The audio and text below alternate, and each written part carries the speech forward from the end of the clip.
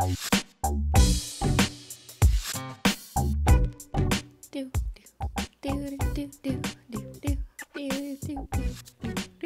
what's up, Super Simps, and welcome back to another episode of SimplyPodLogical, a simply Nailogical podcast. So people have missed you calling them super simps. They know who they are. And anyone who doesn't like that term, I'm not talking to you. I'm not talking about you. I'm not talking to you. You're not talking to me? I'm talking to them. Who are you talking to then? Last week on the podcast, we talked about Reddit unpopular opinions. And at the very end of that episode, there was a question or a suggestion that an opinion that there should be more movies, stories, books, etc. with unhappy endings, or like the villain wins. And I mentioned, I think, the most culturally relevant in this moment example, which was Avengers Infinity War, where Thanos snaps his fingers and everyone disappears. And Cristine had exactly the same face as she has right now, which is she has no idea what I'm talking about. No idea. Which is kind of crazy because we're talking about like the most popular, biggest movie franchise of our lifetime, I think. I mean, I've heard the word, the Avengers. I know it's a movie, and I know there's something about infinity. And there's like a necklace or stones. Like I've seen an amulet or a goblet or a trophy. I see it. It's not like I'm completely oblivious. I just haven't seen the movie or its subsidiary of movies. Yeah, there's like 20 Marvel cinematic. It's all within the Marvel cinematic universe. Who's Marvel? He must be rich. Okay, so we thought that was a fun exchange and an interesting thing about Cristine, that she's this culturally illiterate. So Thanks. I thought we would just play a fun game today, keep it lighthearted, and I'll try to explain 3 incredibly popular movie franchises to Cristine that almost like 99% of people should be familiar with, but you probably have like no idea what we're talking about. I'm in the 1%. Who doesn't know what you're talking about? Okay, but you are someone who watches TV shows. I mean, how are you so unaware of the biggest movies in the world is my question. It's not like I never went to movies as a kid. Like, of course I went to the movies and, with friends. As a teenager, you go to movie nights on the discount Tuesdays or Thursdays or whatever. But I never really got into the movies in the way that people are like, I love this series or I love this character and I buy merch with Baby Yoda or I don't know. Like I never, there's no movies or chain or trilogies out there that I'm like really connected to. Okay. And most of them I haven't watched. And if I've seen any of them, I saw like 10 minutes while someone else was watching it while I was at like a sleepover party. So I never paid attention. Okay. So it probably goes without saying, but this episode will be full of spoilers for the movies we're talking about. That's not a problem for you because I'm going to expose something else about you. You're the kind of person who will like read a full synopsis of something before you watch or read it. I also read the last page of a book first. That's crazy. I know you're not the only one who does this, but people who will read the last page of a book, before they decide whether or not they want to read it, doesn't that ruin the ending? I love doing that. Well, the last page of the book doesn't always ruin the ending at all because it doesn't actually tell you the conclusion, to be fair. I just want to know, like, what's the cryptic last word? What does this author think they're going to do with this? What's the very last sentence? What do they think they're doing here? Yeah, but I also, like, if I'm going to watch a movie, I read the whole plot line because I want to know, is this worth my time? Okay, so maybe if I explain these to you, you might decide if any of them are worth your time. But movies are so long. It's a big... That's the other thing. A lot of the movies you're going to talk about today are long as hell. And here's my theory on you. You tell me if this is right or not. You are an incredibly hardworking person who has so much going on. I thought you were going to say impatient. Well, that too. But other than the content you consume, like while you're working, like editing pictures of nail polish and things like that, I think the idea to you of sitting down and watching a 3-hour movie and not doing anything else, like, kind of makes you anxious.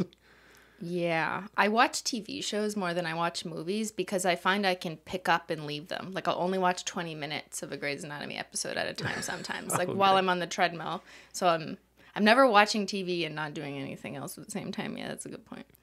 It's funny because you're the opposite, just to go on a bit of a tangent. My brother is the... Yeah, your brother's funny. Remember when we've watched movies with my brother before and there'll be trailers before the movie? Because you need for to other watch the movies. trailer to decide if you want to invest your time in the movie, right? So like you're the kind of person who wants to know everything about a movie before we watch it. And like when I've gone to the theater with him to see a movie, he'll leave the theater while the trailers for other movies are playing because he doesn't What? want to know anything about a movie before he sees it. So I'm But- talking about like if he were to see those movies he's seeing a trailer for. So he does this when he's been over here and we were going to watch a movie together. Like, we'll pick a trailer to decide, is this worth watching? And he'll be like, I'm going downstairs. We'll be like, why? Yeah, It's he'll so leave weird. the room as we watch a trailer for a movie to see if we want to watch And then it. we'll be like, okay, Matt, it's about, we'll read 2 lines. He'll be like, stop. Don't tell me. But like I feel like there was a change in how much movie trailers showed of movies in the last, maybe 10, 15 years. Like it used to be the case that a really good movie trailer, you wouldn't really know anything about the plot just from seeing it. And I feel like you'll see trailers now that'll show scenes from like the climax of the movie. Yeah, but it's 2 minutes of like a 2-hour movie. So Yeah, but I guess for you can't relate. Like there's no part of you that's like, I don't want to know if No. these two people end up in the same room together in a climactic moment or... No, I want to know. Okay. I want the abbreviated story to decide if it's worth it to advance to the full extended story. But it's not an abbreviated story. Like you'll never get that experience of actually experiencing the content for the first time again. Yes, you will. No. Like, you always know someone's going to die on Grey's Anatomy, but I still want to see It's it. garbage content. If I'm seeing like a Christopher Nolan movie for the first time that has a twist ending, I don't want that being given away because I watched a 2-minute They trailer don't that give the it studio away. came up They with. don't give away the twist ending in the trailer. Right? Some movies give a lot. Some trailers really tell you too much about They a give movie. you the action sequences because you need to see that, oh, wow, yeah, I'm going to see Transformers fight. It's funny too when like the trailers are better than the movie itself. That means it's a great editor. Yeah, honestly, editing is everything. Yeah. All right, should we hop on over to our first movie? Which movie are you going to talk Okay. about that I haven't seen and don't care about? So when I'm when embarrassed. we were teenagers, the biggest movies in the world. This is a time in your life when you should be hanging out with friends and going to the movies. Christine was painting her nails alone. What do you know about The Lord of the Rings, Christine? Can you tell me anything about The Lord of the Rings? Smeagol. Okay, so you know something. Smeagol, So my that- precious Smeagol. Yeah, that kind of broke through. So there's a character in it, a little goblin dude. Yeah. What do you know? I don't He want was to. ugly, but he was beautiful. Is that what you think the So, purpose of that character I have was? 2 memories of The Lord of the Rings. The first is in grade 10 drama class, we had to do a monologue, and we had to pick a character who did a monologue in a movie. And I Googled, like, who the hell, what the fuck? Who's done a monologue? And Smeagol from The Lord of the Rings came up. I never seen The Lord of the Rings. Okay. But I watched that scene thinking, this is a great monologue for this drama project, which I remember they filmed. And I wish I had that footage, but like, Your drama teacher filmed Yeah. you doing the scene. well, they filmed everyone who did Okay. a monologue, but I remember it being filmed, and I wish I had the footage, but it's probably destroyed on VHS somewhere. But yeah, I had to memorize the lines and put your own spin on it. So I think like you had to choose what music track was playing in the background. And I dressed up in like a torn up, weird, like dirty outfit because I guess the whole point was he's like this dirty guy in the rocks in the mountains. Like, I don't really remember, but I'd never seen the full movie. I just studied that part really hard to try and memorize the monologue. Okay, so you've seen that scene of the movie, but have Yeah. no understanding of the context or significance of it? So the only other context I know around that is for the same class, that teacher brought us on a field trip to see the Lord of the Rings, one of the movies. Because there's more than Okay, one movie, right? there were 3 of them, yeah. I don't know which one it was. Okay. Oh, it was the one that never ended. You know how like the screen always went to black? Yeah. Yeah, so I distinctly remember this because we went on a class field trip and the screen went to black and then it just kept going. And the entire audience was like, oh my God. And then it went to black and you thought it was over and they were like, oh my God. And it was just like everyone in the audience was just Okay. yelling. So you saw the last movie, The Return of the King. Do you remember anything about it? I mean, I was with a class of grade 10 students, so we weren't paying attention. Also, that is a terrible thing. Like, I Yeah. appreciate like the teachers trying to be cool and take a bunch of teenagers to a movie, But for anyone else in that theater, it was terrible. It's like the most unfair thing. Oh yeah, it was terrible, and no one was paying attention because any class that's taken on a field trip, at least in my experience, it was like, thank God we're out of school. Like, I'm not going to pay attention. I'm just going to fuck around with my friends. That's how it was when I was a teenager. Okay, so do you remember anything about the story? There were elves. Okay. And there was like a lot of mountains, and then the guy with the beard, and he had a cane, and Frodo. Okay, you know the name Frodo and Smeagol. Hey, maybe you know more than you're letting on. The rings. How many the rings? lords. Do you remember how many rings there were? 1. Yeah. 4. Okay.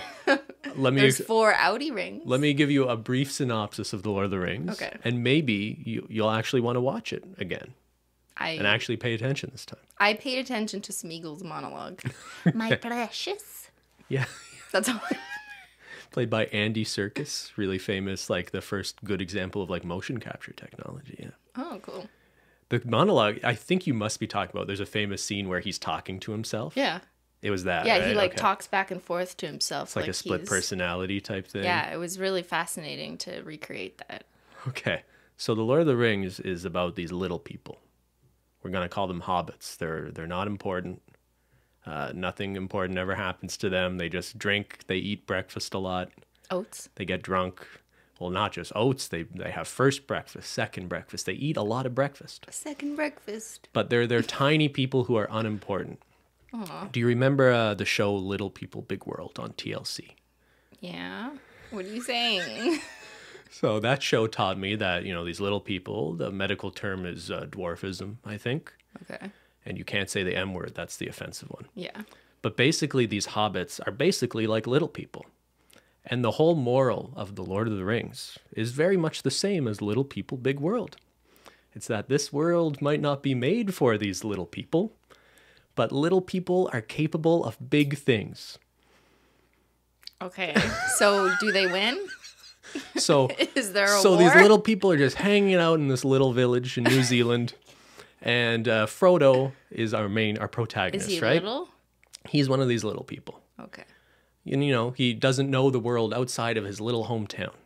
Okay? But his uncle, Bilbo, he wandered out of town a few years back. To the big people. In the story, The Hobbit. And he met up with some dwarves and this wizard. And he ended up in a big room full of treasure with a dragon. And he found a ring, a really powerful ring that made him turn invisible. He got away and he kept it. Was it hollow? It was not holographic, no. But years later, Bilbo's back in the Shire hanging out with his nephew. They're hanging out What's the Shire? In their little community. And Bilbo is just being mysterious and he just disappears. And we're like, what's going on? Bilbo's gone. Did Thanos snap his fingers? This isn't a Marvel movie. But he leaves the ring with his nephew, Frodo, okay? So sometime later, this wizard shows up. And he goes, hey, dude, that ring? It's mine. That's a pretty important ring. That ring belonged or has a lot of power to it. And there's some big evil dude out in the middle of the other side of Middle Earth, on the other side of the globe, who's looking for that ring. And if he gets that ring, he's going to kill everybody. Shop. Yeah, he's going to sell it. He's going to be on Pawn Kings. So they have to set out. Frodo brings some little friends along with him, Sam and 2 other ones that are less important. And they team up with the wizard, and they go and meet some elves and dwarves, and they form the Fellowship of the Ring. I've heard that term. Yeah, because that's the name of the first book or movie. Did they sell merch rings? And that's why like everyone had those fellowship rings? Fellowship ring? I remember that in high school. People like had the Friendship rings. rings? No, like fellowship rings. What does that mean? They all had like symbols or writing on the inside. Weren't those purity rings? Like you were like, I'm saving myself? No, that's ungirl defined. Anyway, so they form a fellowship. And their plan is that they have to take the ring to a volcano. And they have to throw it in the volcano and destroy the ring so the big bad guy can't Why get it. so dramatic? Like there's other ways to destroy a ring. Well, if that's what you're asking questions about, you should really be asking, why are they sending these little people to destroy the ring? Because they don't care about the little people. Maybe it's because the ring chose the little people. Why? Who knows? Some things are beyond explanation. So what was Smeagol's role in all this? All right, so we're going to meet Smeagol soon. So little guys are trekking off, trying to find the mountain with the much more powerful heroes, the elves and the dwarves, and some guy who's the son of a king. And The Lord. the Lord of the Kings. So they get split up. So most of the movies are like two timelines or two separate paths, right? You got like our more traditional heroes who are trying to fight the evil forces and the army of orcs, and the second movie is mostly just a big battle scene. But you have Frodo and Sam, these two little people, they have the ring. They're trying to get to the bad place and throw the ring in the volcano. But they meet up with that little golem dude, Smeagol. Smeagol. Yeah, looks like a goblin type guy, you know? He talks to himself. Yeah. He really wants that ring because it used to be his. Well, what the fuck then? Before, Give it back. before Uncle Bilbo got it, he had it before him. Bilbo Well, took it that's from rude. him, and that's why it's his. So it's Smeagol's ring? Well, I think the ring previously belonged to the evil Lord Saruman and was forged in the fires of something, and it's the one ring to rule the entire world. It's the biggest ring of the world. So Smeagol wants this ring, but he tells these hobbit dudes that he's just going to help them find the volcano, throw it in. But, they get there. They get to the volcano. Let's skip ahead a bit. Okay. They get to the volcano. I'm already lost. The humans are fighting the orcs. They're maybe going to lose. It's a big battle. Most of these movies are just people fighting. Yeah. And you have Frodo. He's got to the volcano and he's about to throw the ring in, but the ring has corrupted him. It's taken over. He can't bring himself to throw the ring and destroy it. It's like YouTube money. He wants the power of the ring. He can't let go of it. It's consumed him. But Smeagol, also chilling around, he's there too. And he's like, yeah, you want that ring? I want that ring. I've wanted that ring my whole life. Give me that ring back. So he tries to get the ring. He bites his finger off. Right? What? Yeah, he bites his finger off and he gets the ring. But as he gets it, he falls Into the volcano. So he dies. Destroying the ring. And himself. Yes. And then what happens? Happy ending? And then we're all happy. And then the only thing you remembered about the movie, Smeagol. it ending 10 different times. Yeah, it's really hilarious. The third movie, The Return of the King, has like 5 different endings where it fades to black and you think it's over, but then it's not over. Why did they do that? I guess in the book, there's like 100 pages like after this. So they just couldn't pick. Like they return to the Shire, and I think there's like a little mini storyline about how they, the Shire, their hometown has been like taken over by some loser humans who are not treating the little people very well. So humans are bad in this series? No, not all humans. But the point was like these hobbits come back home and become like heroes and leaders in their community. So what's the takeaway message we're supposed to understand? Just like I said, the Lord of same the one Rings? as Little People, Big World. That little people are capable of doing big things. And you should sacrifice your rings in the volcano? I'm trying to connect that to something meaningful. Well, the funny thing is, like, after they're at the volcano, like, these big birds, the wizard died somewhere along the way, by the way. But he comes back without an explanation. Well, he's magic, so and the only difference is his clothes are, he used to be wear gray clothes, and then he comes back and his clothes are white. He's older. Yes. You get white hair. Anyway, but like they get saved from the volcano by like these birds. Okay. These big birds swoop in and carry them away. And I'm sitting there like, why didn't the birds take them to the volcano? Why didn't the birds save Smeagol? We spent 3 movies watching these people walk to a volcano. And how much money did these movies make at the box office? Oh, like a stupid amount of money. Wasn't it one of the like all-time biggest grossing movie series of? Absolutely. And it's done a lot for like New Zealand tourism, which is where they filmed it. I think they left the set of the Shire there for people to go visit the tiny homes cool. for the tiny people. All right, has anything I just told you made you want to watch this movie? Not really. And that doesn't mean to dismiss your accounting of the movie. I just like, it sounds like an action movie that has some allegories and metaphors in it. That Not really. No? Okay, well. I was really reaching there. It's about, like, you know, kingdom and people and wars between groups and who's doing the right thing and who's right and what's wrong. And I don't know. That's all. It all bores me. Well, you're just not into like medieval fantasy type stuff too, I think right? that's my other thing. Unless it's realistic, I'm not interested. I find I'm mostly interested in like realistic plot lines, like things that could actually happen, or psychological thrillers. That doesn't sound like a psychological thriller.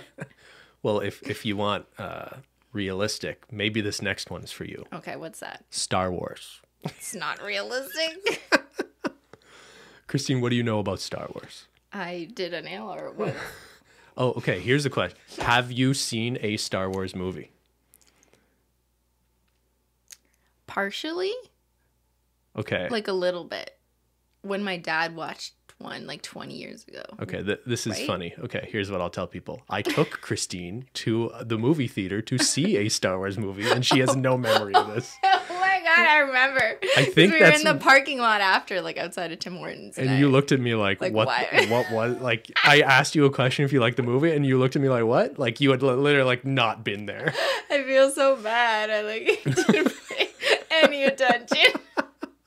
I'm sorry, my brain just can't watch. So there are 9 main Star Wars movies, 9 of them. Jesus. But guess what? Number 4 came out first. Back in like 1972, I want to say. How was it number 4? Well, that's the thing. So there was the original trilogy, which is the 4th, 5th, and 6th episode. No, 1, 2, 3. So there's the original trilogy. Wait, are the episodes based on books? No, it's So then all how do they based know on what the order? stories of George Lucas. But I guess when he was making the What is he, original like, movies, Jesus? Like, where do those stories come from? his creative writing. Writing that existed where prior to the movies?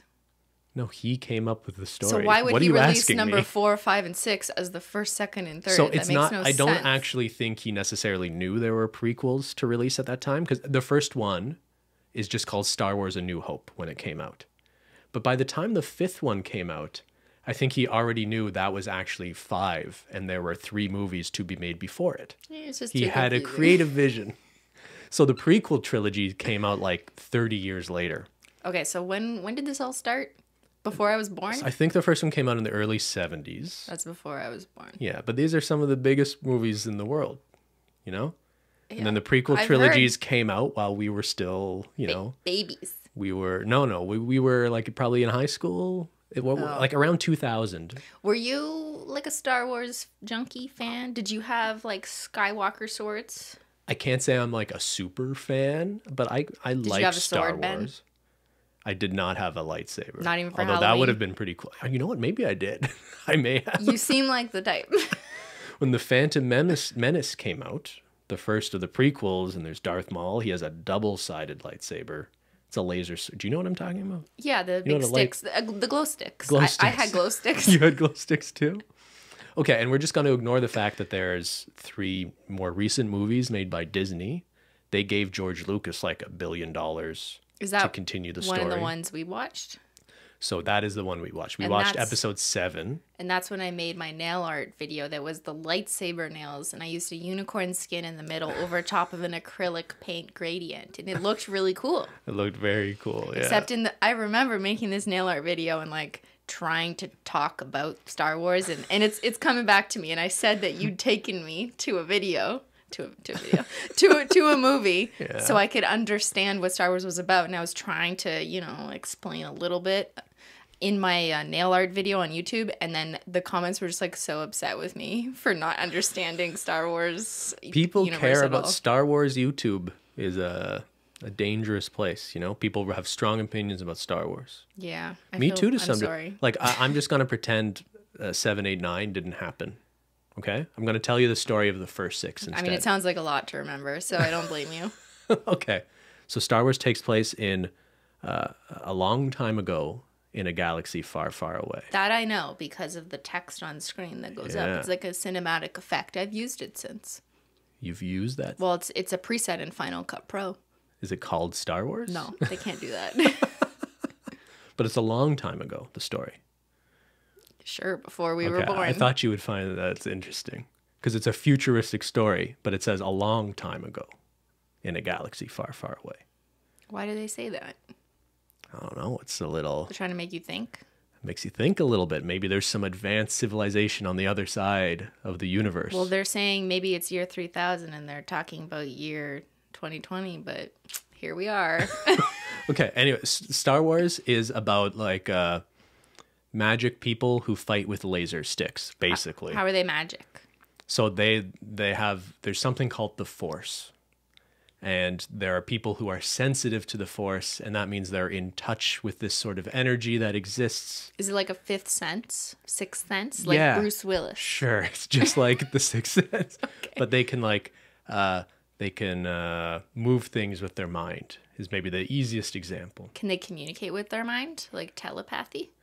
Sure. Let's say they can. Yeah, they can. Okay. But there's the good people who use this ability called the Jedi, and then there's the bad people called the Sith. There's only 2 of them, though, because of the rule of 2.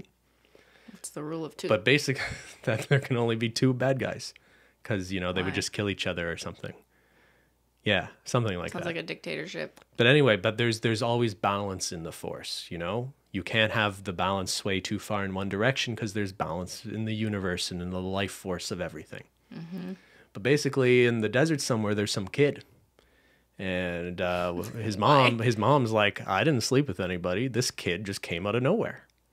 He's kind of like a Jesus. I was going to say, is this a biblical interpretation? This might be a biblical allegory. Mm. So this kid, super sensitive to the Force, even at a very young age. Is it Luke? No, it's Anakin. But you'll see the connection soon. So they find this little kid. The Jedi find him, and they're like, this kid might be the chosen one. This kid is our kid. They're like, we claim this kid. We claim this child. That's kidnapping. I think his mom's okay with it because but it's not his mom. He's living in misery and squalor. Well, she gave birth to him. There's just no dad. Something's not adding up. I don't believe it. Okay, Someone's not telling the truth. So Obi-Wan Kenobi takes this kid off this planet, and he's basically like an older brother figure to him. Is that a robot? Is that the robot? That's a Jedi Knight played by Ewan McGregor. I know that actor. Yeah. He looks good. Okay, so this kid is super powerful, and how old is he? They start training him as a Jedi. So in the first movie, he's just like a child, like we're talking like a 10-year-old. Yeah, it's not okay. In the second movie, he's getting a bit older, but there's things the Jedi should do, like they're not supposed to have emotion or anger, or have romantic connections. But it sounds more like a dictatorship. Well, they're kind of like expected to like live their lives like monks, that they are dedicated to their devotion to the Force. Right, like soldiers. Sure, like soldiers. So it's more of like almost like there's a religious kind of element to it. Like a cult. Yeah, this is Nixium. This is not sounding... Wait, you said these are the good guys? These are the good guys, yeah. Uh-huh. Yeah, no, they are good. Okay. Well, I mean, there is some gray area. Okay. So you're one with the Force? But Anakin over here is like, hey, like I'm hooking up with this queen. What queen? Natalie Portman. Oh, can't blame him. And his Wait, mom, how old is he? Well, in the first movie, he meets Natalie Portman in the first movie as like a child, but then the second movie it's Hayden Christensen. He's like I don't know, like in his 20s, I guess. How old is Natalie Portman's character? I guess older, but she looks basically the same. Anyway.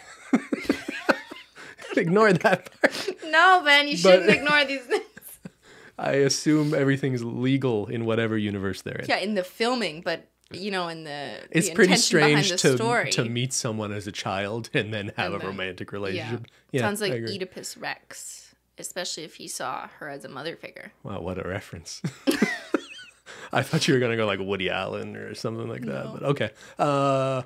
Where was I? His mom gets killed by these like Tusken Raiders, and he can't control his emotion.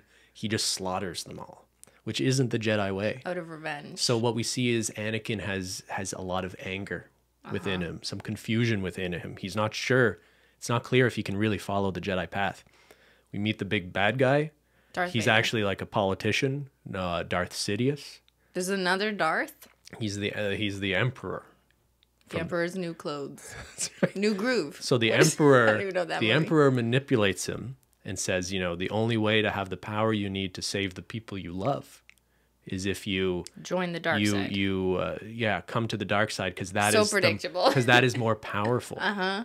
And there may even be And the he power on the believed dark it. side to bring people back to life, the people you care about. And he gets corrupted, and he kills the children at the Jedi Temple. And who does he turn into, Christine? Smeagol. This sounds a lot like Lord of the Rings. He gets corrupted. Anakin turns in To Luke. Darth Darth Vader. Vader. Oh. Dun, dun, dun. That's interesting. So this is the end of the prequel trilogy. Is that why okay? everyone hated the movie at a certain time? I feel like there was a lot of hate because that happened. Or is that later when someone dies? I can't No remember. idea. Okay. Me neither. So the original movies start with Luke, a name you kind of knew, right? Yeah. Because, okay, so before Anakin turned into Darth Vader, he got had a the son. queen pregnant with twins. And one of them was Luke. What was the other one? You'll find out soon. So Luke is on this planet. Can't He wait. doesn't know about his dad. He thinks his dad died in the Clone Wars. No, but his dad is fighting for the evil people now. Exactly. But we will find Let me out. guess. We don't know that He's yet. traumatized to find out and then questions his identity. Well, that's the most famous scene, one of the most famous scenes in movie history, when he finds out. He trains to be a Jedi. He meets this old man. They're part of the rebellion now, trying to fight against the evil forces. And he trains to be a Jedi Master too, with Ewan McGregor, Obi-Wan Kenobi now training the son. And then he has a crisis of identity, just like the plotline of any other movie. But yeah, so he's fighting Darth Vader, and he goes, "Darth, you killed my father." And then it is his And he father. goes like, "No." That's where I am your father. Yes. He goes, "Search your feelings. You know it to be true. I am your father." I've said that line so many times for random reasons to like Menchie. Like To mention. I am your father. I've said that in Simply videos. Now Okay. I understand. All right, should I keep going, or it sounds like you're a little invested? Do you want to watch this, or No, like I just want you just want to know? Okay. I mean, all of this has been very predictable. So Darth Vader chops his arm off. Kind of sucks. They need to give him a robot arm. He trains with this little Why would he green cut dude. his son's arm off? Well, they're fighting. So was it an accident? Workplace injury. He wants Luke to join him. To join him on the dark Yeah, side. makes sense. It's And your they son. could rule the galaxy together. Mm-hmm. Right? Okay. Sounds but a little Luke, narcissistic. But Luke is pure. He is trying to follow the Jedi path. Is that pure? It is on the side of good. Okay. But anyway, so, they have a chance to fight again in the last movie of the original Of course, trilogy. there's another movie. You need to bring him the money. It's full of like Ewoks too, which are like Ewoks? little furry dudes, kind of look like teddy bears. Is that the ones who make those annoying noise? No, that's Chewbacca. Chewbacca is in these movies too. What's Chewbacca? Oh, so Luke has a sister, by the way. It's Chewbacca. It's Princess Leia. Oh, the girl with the braids. The bun, the hair bun. buns, Yeah, yeah. Princess Leia. And he doesn't know. He kisses her in the first movie. And then later you find out she's his sister. So They're twins. there's already quite a few problems here with the romantic relationships in this series. I'm going to pass it off to it being old and not understanding how that is harmful. I wonder if they actually hadn't decided that they were siblings yet when they filmed the first movie. I kind of get the sense that as much as the story seems like it was really well thought out, I think they really were writing the broader story as they were making the first movie. Or maybe the writer is sick. Maybe he's a sick George Lucas is just a sick fuck. Oh my god. All right, last movie. Luke is Last fighting. movie. Luke What number is this? 6. Return of the Jedi. So they're Luke's fighting Darth Vader again, and he's become more powerful by this time. He knows it's his daddy. And You'll slay me, Daddy. And he's trying to convince his father to come back to the light side. And he beats his father, and the Emperor's watching them fight. And from the Emperor, he just thinks, if Luke's more powerful, I just want Luke to join me and be my second-hand man on the dark side. But Smart. Luke beats Darth Vader, but says, I won't strike him down. I won't convert to the dark side. So the Emperor's like, well, then I'm going to electrocute you out of my fingertips. and he starts like electrocuting him. Sounds like a sore loser. And Darth Vader, seeing his son being killed at the hands of the Emperor, finally has this moment of realization, and he kills the Emperor by throwing him down a windpipe, electrical shaft or something. I think I saw that scene. You've seen it. It's like a very famous scene. And so Darth Vader dies. So the Emperor blows up in an electrical explosion type thing, and Luke gets off the ship, and they all sort of dance and celebrate on the planet with I thought the Luke Ewoks. died. No. But the Emperor was killing him. No, but Darth Vader stepped in. It was he saved him. He saved his son from the Emperor and killed the Emperor. Daddy saved him. Okay, Christine, has there been anything I've told you about this movie that makes you want to watch it? You know, I've heard it all, I think. All of this is just a lesson in, you know, trust and family. Star Wars is a movie about family. Well, it's also a movie about bad family, it sounds. And we're just going to ignore, so when Disney bought the rights to the movies, they threw a bunch of money at George Lucas. He had sort of decided like, hey, I'm older. I actually don't want to go through all the work of making the last 3 movies, 7, 8, and 9. Wait, how did he know there was 3 more movies if he hadn't made them yet? He had an idea of a story arc that would take place over 9 movies. Is this a comic? No, I'm telling you about a movie. Are you listening to me? Yeah, but he had an idea based on what? Like, did he have a comic series so like people knew that, what do you mean that this knowledge existed do you know to make into a movie? You know people write movies, scripts. Yeah, but how did people... So he had that scripts are original. written. He had a treatment of a 9-movie arc. Treatment? Are you just messing? You know what I'm talking about. Yeah, but I also am struggling with like he didn't have movies to make, but he had scripts for movies to make. So I'm like, which one came first? He didn't have full scripts, but he kind of knew a story that could be told in 9 parts. Okay. Right? That's why like the prequels I told you about first actually came out like 30 years after episode 4, 5, and 6. And then Disney just very recently released 7, 8, and 9. But it's really controversial because a lot of people really don't like those last 3 movies. Are they all like PG or something because they're Disney? I guess the original... Are they animated? They're not less dark than the originals, really. They're not animated. There isn't Mickey Mouse in them or anything like that. But they were just... It's actually an amazing... They will teach this in film school, I'm sure of it, as how not to, like plan a movie franchise. Because they clearly didn't know what they were going to do with the 3 movies. They gave it to one filmmaker and one scriptwriter, the first one. Then they gave it to the second one to a completely different person who took it in a completely different direction. And then in the third one, they didn't like what the person who did the middle one did. So they basically sort of explained away and undid a lot of the stuff in the middle one.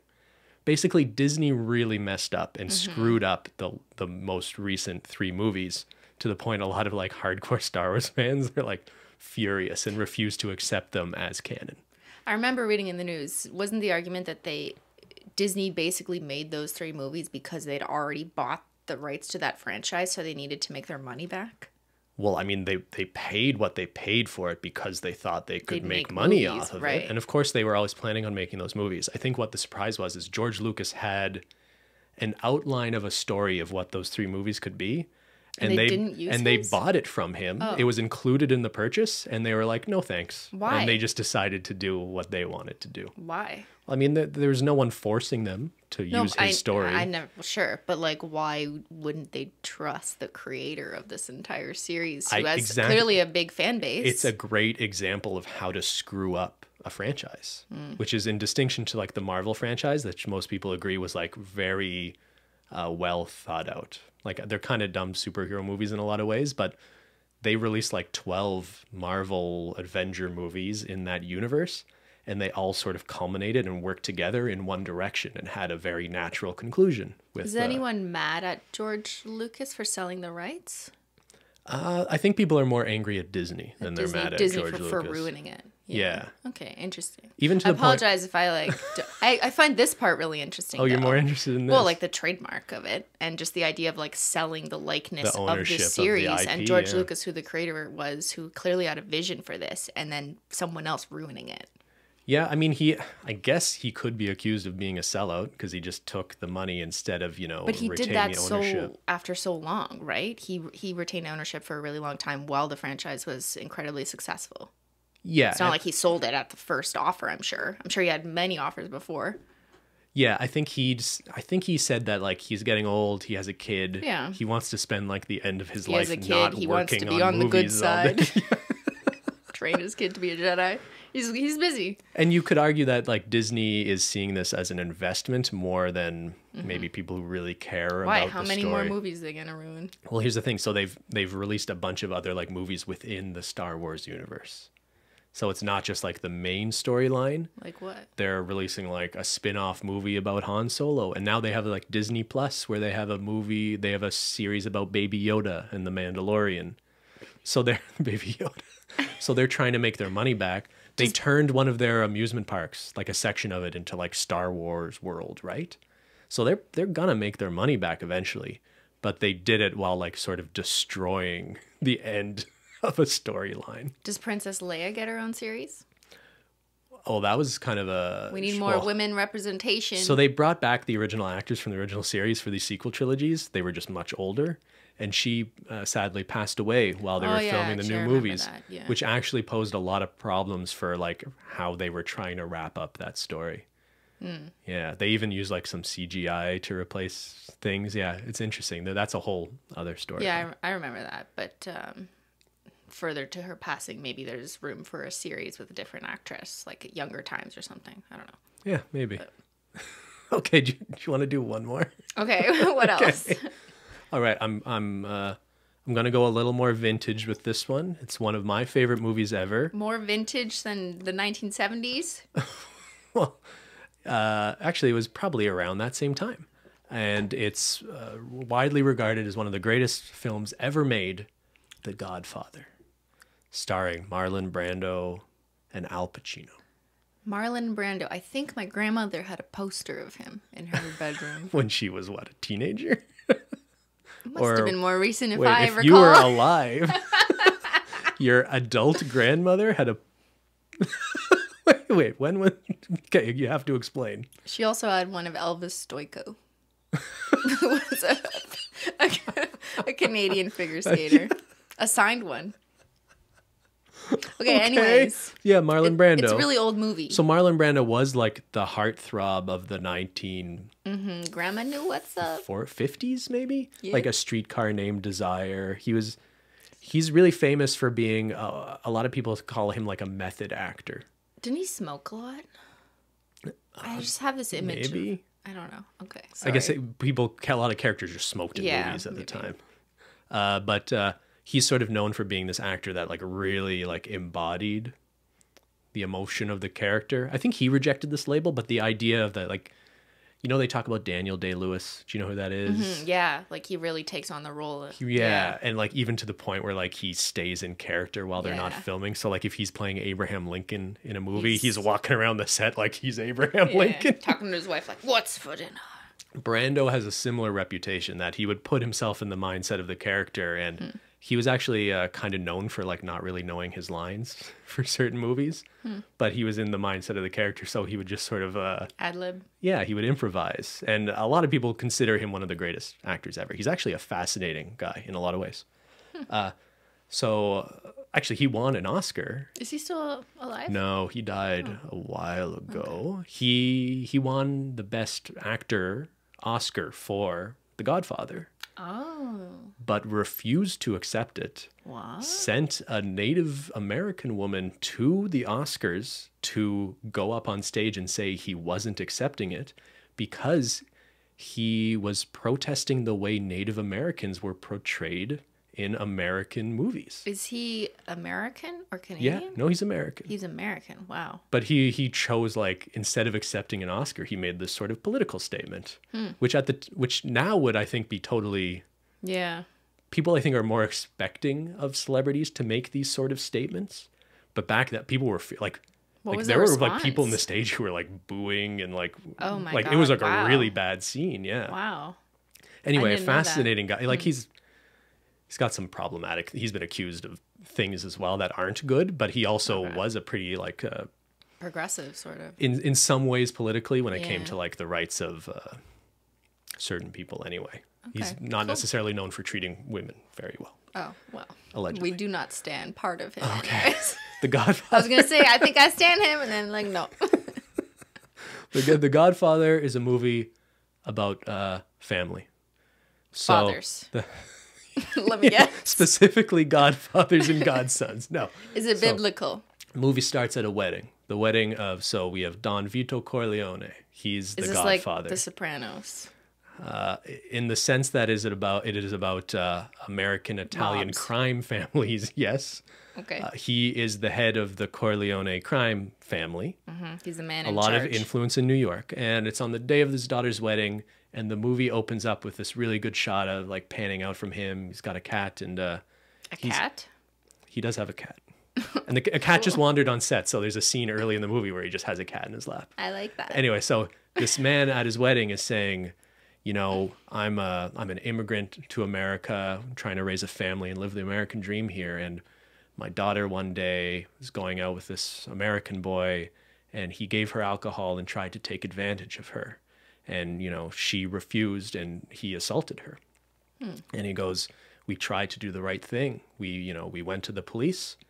We went through the court system, and the courts gave them a suspended sentence, which basically means they just walked out of court that day. And the young man who assaulted my daughter just laughed at me as I was walking out of the courtroom.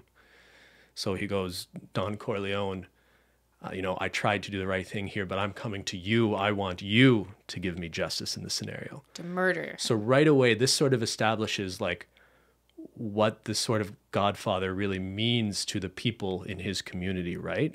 It is this sense that, yes, it is a criminal, Enterprise. crime family, but the idea is the corruption of organized crime all that different from the corruption of politicians and all that, when really it's just a different system of justice. So he offers alternative justice. And when the man says, I want you to kill that boy for me, he goes, that's not justice, because that boy didn't actually kill your daughter. So they assaulted him instead? So they probably just beat it. I don't know if it's ever really resolved what exactly happens. Oh, but you don't find out what they did? I think in the book they tell you. I don't remember. Are they very much an eye for an eye? It's a very like old school, like sort of Sicilian, idea of justice, let's say. I don't know what that means. Is that eye for an eye? I don't really know what that means. Okay. Anyway, so it's the wedding. Godfather also has a son, a nephew, a godson, who's in the movie business. And he's kind of getting old. He's not getting the movie roles he's used to. So he says, Godfather, could you help me get Movie a roles. role in a movie? There's this producer, and he just doesn't want me in the movie because he's mad I slept with like one of this girl in the business he likes or something. I don't know. So he sends his lawyer out to talk to the movie producer and try to convince him to have his godson in the movie. And so the lawyer is like trying to convince him that to let him star in the movie. Hey, we can do you some favors, And the producer's like, you think you can intimidate me? You think you can like try to muscle me into doing this? Like, no way. And so the next day the producer wakes up. The producer has a bunch of horses at his estate. And this is a very famous scene in movie history, is the producer wakes up the next day and like there's blood on his sheets. And you're like, what happened? Like, did they get him in the night? And he pulls the sheet back and there's just a head of one of his horses in the bed. And he goes, ah. What does that achieve? It's the horse's head. It's a symbol. Sounds like unnecessary animal cruelty to me. Well, yes, that is a terrible thing. The horse didn't do anything wrong. I don't like The Godfather. I think he's bad things. Okay, so the main conflict in The Godfather is there's other crime families in New York, right? And we're talking about an era where you're starting to see some harder drugs coming onto the scene, narcotics, and some of the crime families want to start selling them and using their political influence and corrupt police officers to give them protection, allowing them to make money by selling these drugs. And one of the other crime bosses comes to the Godfather and asks for his, sort of involvement in this enterprise and to partner up. And the Godfather says, no, like, that's against my morals. I don't want to engage with that. In drugs? In those sort of hard drugs, yeah. That's against his morals? That's against Interesting. Okay, then. So it results in the other head of one of the other crime families trying to kill the Godfather. And they shoot him. But he somehow survives. Thanks to drugs. Thanks to the doctors at the hospital. Like, his own doctors? Was he like that kind of crime boss? He goes to his undercover hospital? no, I think he's just at a hospital. But if he and they goes try to to- kill him again at the hospital. How? Well, because that crime family actually has an inside man at the police station, a pretty high up guy. So one of the Godfather's sons, Michael, Al Pacino, they find out who it is. They arrange to have a meeting because they want a truce. But they find out where the meeting's going to take place ahead of time. They hide a gun in the bathroom. And Michael goes, hey, can I excuse myself? Goes to the bathroom, gets a gun, and he shoots the police officer. The police officer. So he has to flee. Okay. He leaves the country. He goes to Sicily while there's fighting going on between these crime families. Where's the Godfather? The Godfather eventually comes home. He leaves the hospital, but there's a lot of conflict, right? And the Godfather's oldest son, Sonny Corleone, gets murdered as well. So the Godfather... Is anyone surprised by Well, that? no, because there's all this fighting going on. So they call a meeting of the heads of all the 5 families to bring them Sounds together. like Lord of the Rings. The 5 families. And Don Corleone says, I want to call a truce. We need to end all this fighting. Well, he's saying that now. And all this violence. Well, there's killing going on in both directions. Uh-huh. And he says, I promise I won't get vengeance for the murder of my oldest son if we can achieve peace here today. But if anything happens to my younger son, Michael, if he should get accidentally shot by a police officer, or should he get in a car accident, or if he was struck down by a bolt of lightning, I'm going to blame some of the people in this room, and that I cannot forgive. So what happens to Michael? So what happens is the Godfather himself has given his word not to seek revenge. But what happens at the end of the movie, spoiler alert, Michael seeks revenge. is that Michael becomes the new Godfather.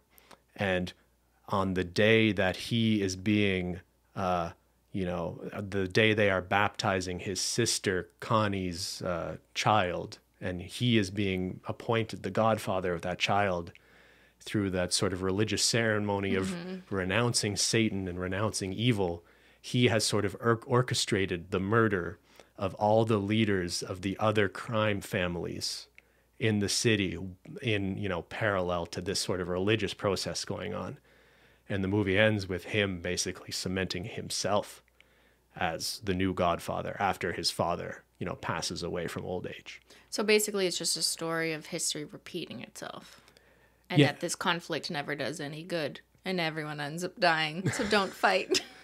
I mean, the broader story, like this is the first movie I just explained to you. The first movie? Yeah, so there is Oh a my second and God. third movie. So is it a trilogy? It is a trilogy. Is there 9 of them? Like, Although Star Wars? notoriously, most people agree they made the third movie mostly to make money, and some people involved needed money.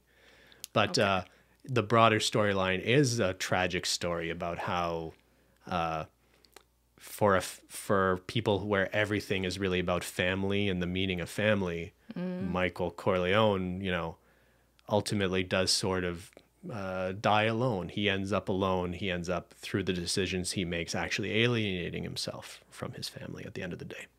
Sad. So it's not a family model we should aspire to. No, certainly not.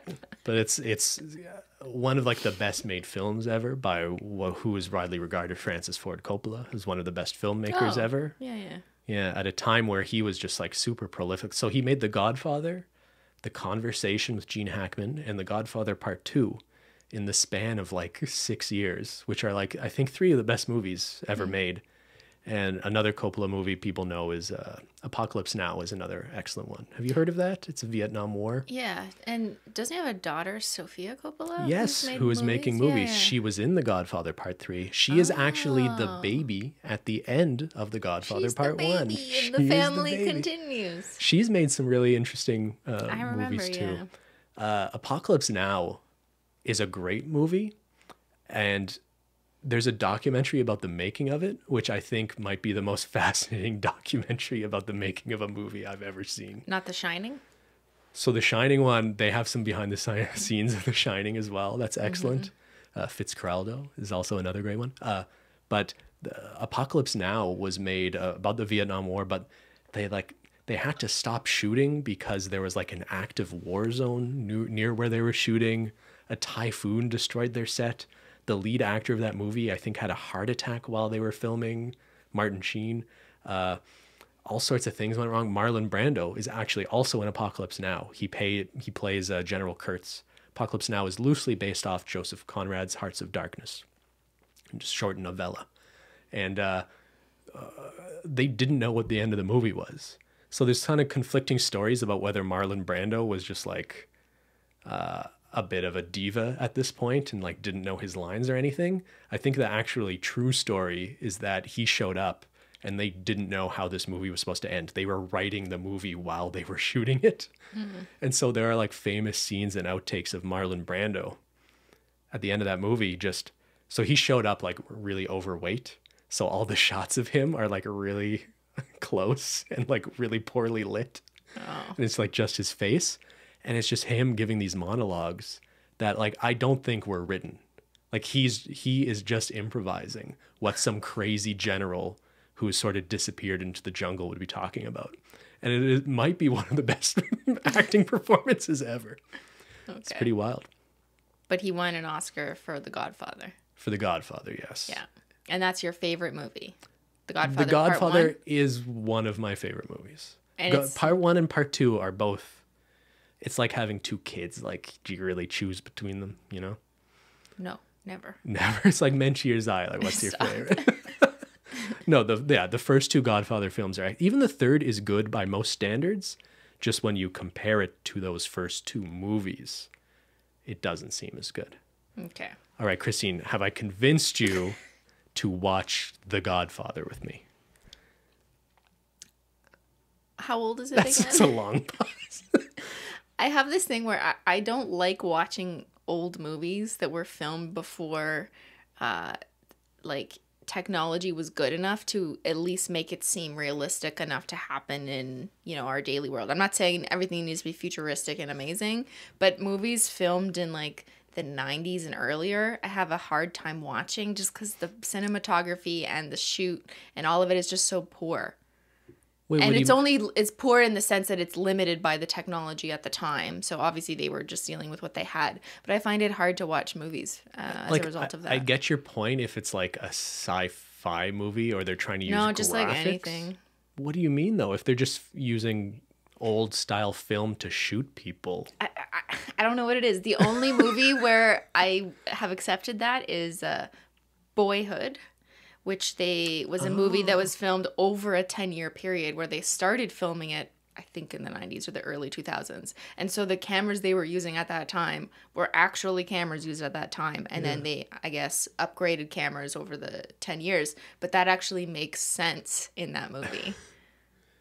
Yeah, if you consider like the meta circumstances around the filming. The most interesting thing about that movie, is the concept of how they made it, right? Because they grew up with the actors. Mm-hmm. They found like a young boy, and every like 2 years they would film the next sequence in that movie. Yeah. What a fascinating experiment. Yeah, I love that movie. Patricia Arquette, I think, was the main actress in it. I saw that when I first... We should watch that again. Yeah. I'd like to see that. So I'll watch that. Okay, but I really hard disagree with your... But do you see the trend here? So there are some movies that I like, but they're more obscure, and they're not the super popular, everyone's seen the Star Wars trilogy or 9 movies. Like, I don't know. But what's the cutoff of a movie looking old? Like... Well, that's not my only criteria, but it's just one deterrent for me. But that means, like, all the amazing cinema... From the whole, from like the 1960s to 2000, you're just not willing to watch? Well, it's not that I'm not willing. You make it sound like I'm like, absolutely not. But I'm just less interested in it. Like, I'd rather watch somewhat current stuff. And for me, it's more about the content and like the story and the plot, but also it's seeming realistic For some reason, I can only get into movies if they feel like they would happen in real life. And I guess cinematography of the times is also part of that. So if I'm watching a psychological thriller and it was filmed in the 60s, I have a hard time believing it because like everything's, you know, grainy and just filmed horribly compared to today. And I couldn't see that happening in real life. But if I'm watching from a, you know, 2005, like it totally seems like that could happen today, then yeah, I might like it. Some movies age better than others. And some genres of movies age better than others. Actually, I think what you just said is really interesting because if you are into like psychological thrillers, like Alfred Hitchcock is known for making some like psychological thrillers. I use the soundbite from the stabbing in the bathroom. I use that a lot in my videos. You do. Very famous in Psycho, right? If you watch those movies today and compare them to like how people are making psychological thrillers now, it's goofy. It does seem kind of goofy, doesn't cringy. it? Yeah. It's not scary. Yeah, but it's almost like when people talk, this is going to seem like a strange analogy. People sometimes talk about like who's the greatest of all time, the GOAT of athletes. So who's the greatest hockey player of all time? People will say it is Wayne Gretzky. That is the correct answer. Name I know. Yeah, he has more assists than the next person has points. You know, there are stats that support it. But the point is, if you were to drop the best hockey player in the world today, a Connor McDavid, onto the ice with Wayne Gretzky back in the 80s, who would win? Connor McDavid easily. Why? Because people are just so much better now. The technology's better. Right. They have more access to resources. They've learned with better skills, and trainers have advanced their methods. So I almost wonder if in some ways you can look at movies kind of similar, like the best filmmakers with the tools they had available to them. I would say some movies are timeless in an amazing way, and I would put The Godfather in a small group of movies that have achieved that. But in a lot of ways, maybe you're right that the tools they had at the time, even very capable filmmakers with good stories, couldn't make movies that achieve the same things that you can with movies today. Movies made a long time ago don't have the benefit of decades of history of movies to look at, to learn from, like movie makers of today who have even more decades to learn from. And like when you're studying in film school today, you have so much more content to study and learn from and build from than someone 30 years ago. Yeah. I should say neither of us are like film nerds. No. I mean, I've never been a film nerd, obviously, because I don't even watch many movies, but I am very interested in video editing and cinematography. I find like when I'm watching stuff, that's what I'm noticing. I'm noticing like the lens flare and things like that. Who is that? There's a filmmaker who is notorious for doing that all the time. Was it J.J. Abrams? I don't know people my name. If people are interested in film YouTube, there's a YouTube channel, Red Letter Media. Rich, Jay, Mike, these guys who basically review movies, but their content is also hilarious. Yeah, I've seen you watching them. Yeah, really good. All right, so what movie are we going to watch tonight, I want to watch The Godfather now. I want to watch Grey's Anatomy. I didn't watch the last episode. God. Okay, next episode, you can just talk to me for an hour about Grey's Anatomy. How about that? No, you would leave. That'd be the shortest episode ever. You'd be gone in 10 minutes. You listen to me mansplain a bunch of movies to you for the last... mansplain. Hey, I am very ignorant when it comes to these culturally relevant movies, like you said, that 99% of people know and familiar with, and it's a shame that I don't. And I know a lot of people are going to be so disappointed in me for not knowing.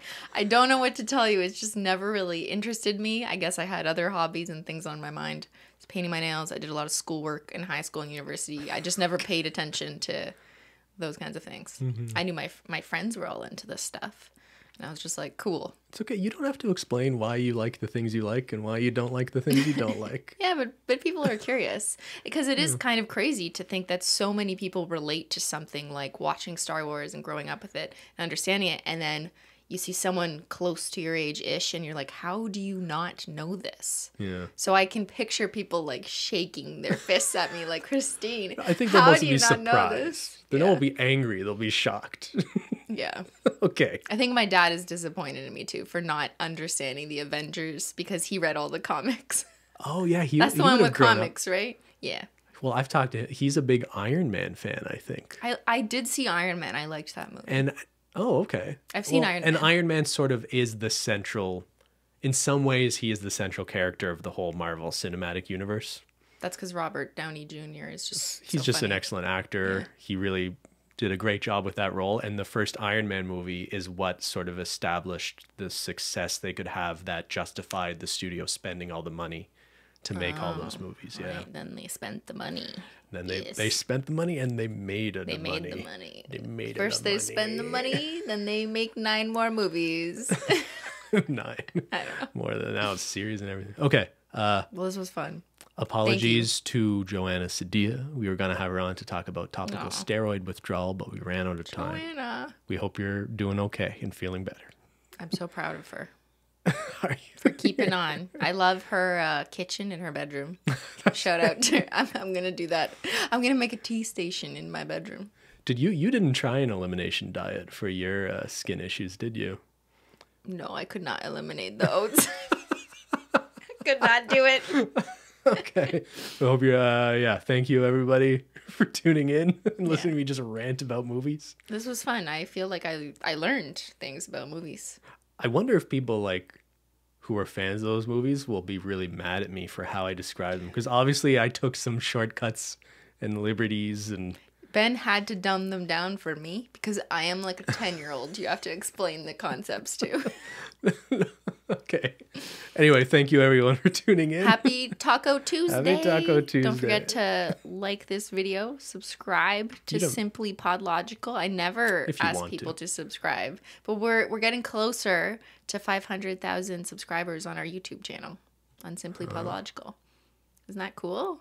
That's so cool. Sure. Lots of people listening to SimplyPodLogical, so just feel like saying thank you guys for listening and showing your support. We've been having a lot of fun for the last year doing this, and are you getting all mushy now? I don't know. Is this it's like just, an anniversary? It's just the climax of the movie. But, all right. Yeah. Thank you guys. Thank you, everyone. Thank you for tuning in. Happy Taco Tuesday. We'll see y'all later. Bye. Bye.